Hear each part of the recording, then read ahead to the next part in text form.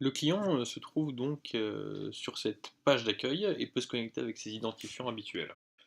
Une fois enregistré, il voit cette vue donc calendaire sur laquelle il voit l'ensemble des informations dont il a besoin, à savoir mardi 4 septembre, il y aura 6 shoots différents qui vont être effectués.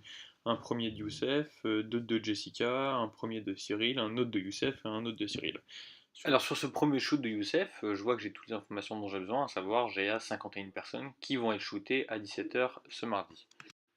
Donc on peut défiler pour voir ce qui va se passer. Donc mercredi 5 septembre, on voit qu'il y a 4 personnes qui vont shooter, enfin on va avoir 4 shoots différents. Le jeudi 6 septembre, idem 4 shoots, donc un de Youssef, 2 de Cyril, un de Jessica. Et donc on a diverses informations à disposition sur ces shoots une fois de plus, à savoir 50 personnes vont être shootées par Cyril, on voit un petit numéro 3 à gauche, donc ça correspond au fait que c'est une deuxième relance, enfin, donc un troisième message envoyé. Nous voyons ce qu'il raconte sur ce message. Donc on voit, voilà, demande de rendez-vous, je suis sûr que vous devez avoir beaucoup de choses à faire, c'est pourquoi vous ne m'avez pas encore répondu. Donc c'est ma deuxième relance, je n'ai toujours pas de réponse de votre part. Et donc Cyril il a un deuxième shoot de prévu le même jour, qui est pour le tutorat réussi. Et donc là c'est pour voilà, voilà, les clés d'un tutorat réussi. Comme ça on donne de la visibilité au client sur quel template va être testé quand dans les mois à venir. Alors à partir de ce dashboard je peux faire d'autres actions, comme cliquer sur ce bouton orange ici, et ça va me télécharger automatiquement un fichier PDF qui contient l'ensemble des réponses positives reçues par ce projet-là. Donc on a les membres du projet récapitulés, on a les réponses obtenues par Youssef. Donc là par exemple on peut s'arrêter sur cette réponse.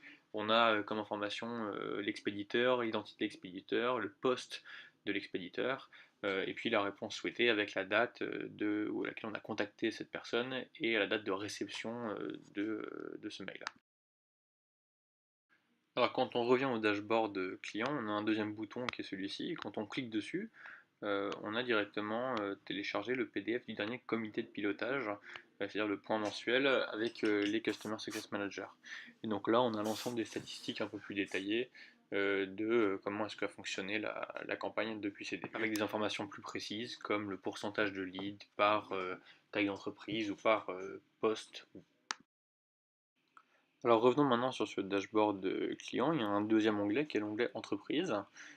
Cet onglet, en fait, il contient l'ensemble des entreprises qui vont être adressées avec la date à laquelle vont être adressées. Donc là, on voit que Conrad Bora Bora Nui, qui est un étudiant, va être contacté aujourd'hui. Donc, moi, je ne veux pas contacter l'étudiant, donc je vais supprimer ce contact de la liste.